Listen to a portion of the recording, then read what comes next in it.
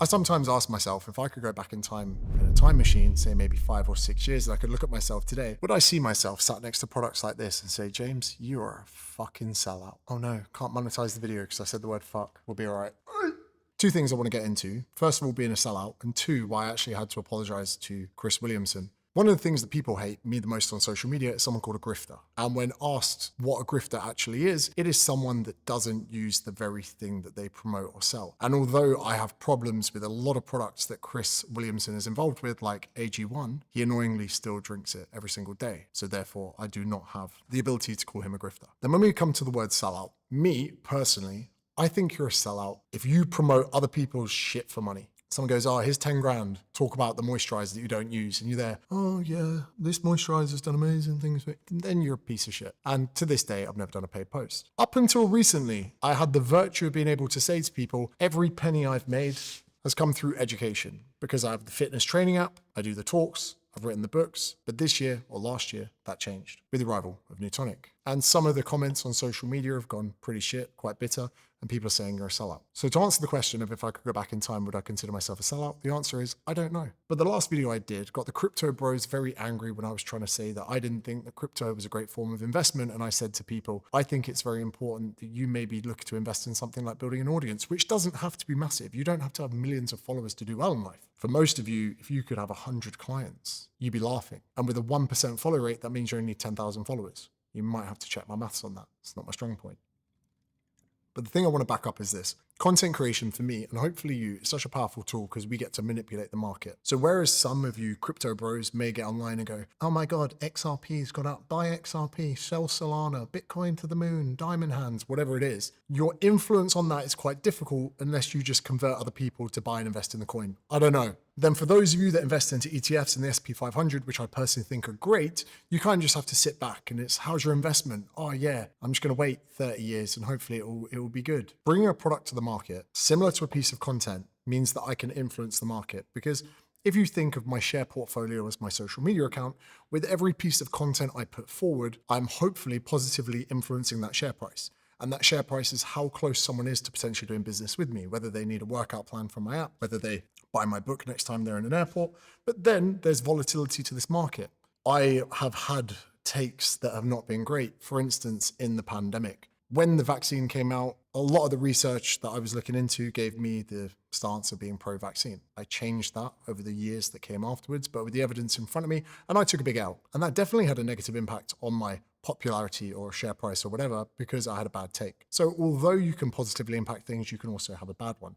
Your market cap crashing to zero is something like getting cancelled, because that's really what the fear of cancelling is. It's taking your reputation and throwing it to the ground. The reason some people think I've sold out is they think this isn't mine. This is. So I don't get paid to promote this. In fact, I've never had a penny from the company. In fact, I've invested hundreds of thousands of pounds into the production of that, and any of the money and profit we make goes into producing more. So then we can do deals with retail and we can get it into different places. Trust me, 4 years ago, I never thought I'd write a book. 2 years ago, I never thought I'd own a drink, which has done several $1 million in sales. So thank you very much. But like I said, I've not had a penny of that because we're expanding it. So what am I saying? For me, and hopefully for you, maybe right now it's very difficult to think of yourself having a product because I never thought I would have one. But through doing what I did to make my PT business flourish, which was grow on social media, make good content, grow an email list, other opportunities arise, such as the book deals.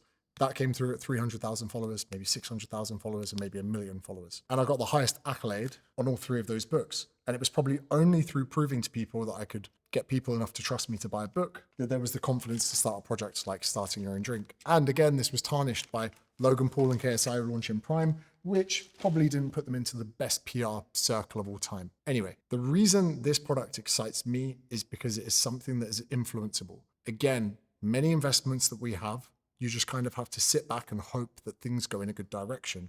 Whereas with this, with every video, with every piece of content that I can make an impact on someone to potentially try it and buy it. And I know that the product is good enough that when they do try it, a large percentage of them are going to become recurring customers. The truth is, that my mum and dad have a mortgage on their property, which is quite significant. And if I do the maths on how much money I make from my own ventures, my books or whatever, my ability to have the liquid capital cash to pay off their mortgage before they want to downsize is finite. And a project like this excites me because if we can grow this big enough, someone will come along and buy it. No one's going to buy my fitness app because that app doesn't exist without me marketing it. No one's going to come along and buy the rights to my books because they need me to write it. But the truth is that if I can grow this to a 20, 30, 50 or $100 million business, which we're on the way to, someone could come along, take 50% of the business, and I'm in a position to pay off all the mortgages of all the people around me. And if that means I have to get a little bit of bad press, so be it. And I've seen in the comments people calling me a sellout, and it's kind of novel because no one's ever said that for all the years that I've done social media. But for me, it's a conscious decision. And ultimately,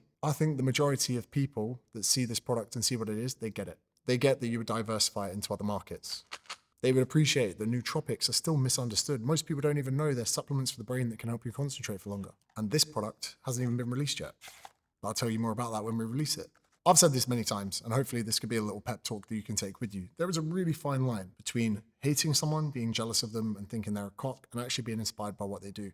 Case in point, Adam Sullivan. We can overlay a few pictures of him, probably standing in front of his Lamborghinis. He's a personal trainer, and he actually arrived to the market after me and has probably done better than me. And for a small while, I was resentful and I blocked him because I just didn't want to feel the way I felt when I saw him. And now we're really good friends. And I've mentioned him in content before because I'm saying I'm not infallible to the advice that I give. In fact, I'm a hypocrite in many of the things that I say. But I'm much happier now that I'm motivated by him rather than being bitter about it. And for some of you, maybe if your knee-jerk reaction to me promoting Newtonic was that I'd sold out, maybe it could excite you a little bit because I'm just a very ordinary bloke. I've got 4 A to C GCSEs, which in English means I only got 4 grades that were worthy enough. You need 5 to go to college. 2 of those are science, 1 of them's French, and the other one's PE. I had a very ordinary life up until the age of 27 when I had my first selfie. I never had any real money, or I'd never been called impressive at anything I'd ever done in my life. I was pretty average playing rugby as well. And it was only at 30, going to 35, that I actually started to produce something good out of my life.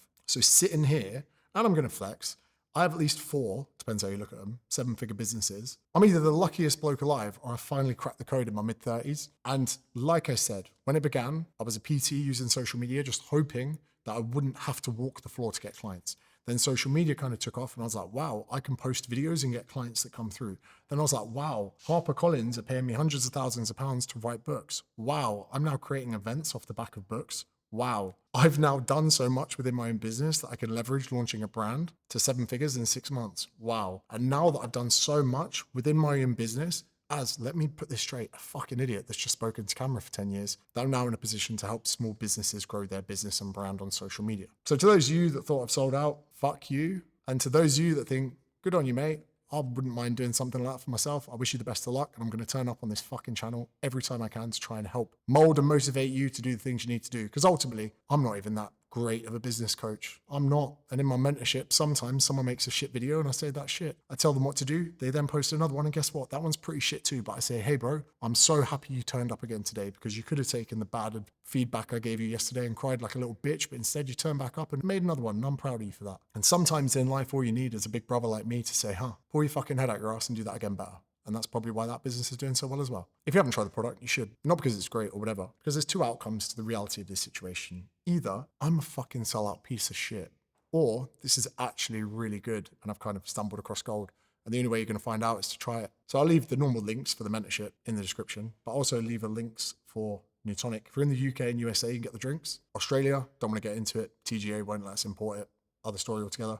And then when you try it, come back to this video and you can either comment going, it was actually pretty good, or you can say that I was full of shit. And if you've really got your knickers in a twist, pop me a fucking email and I'll send you the money back for the other 11 cans. Good day.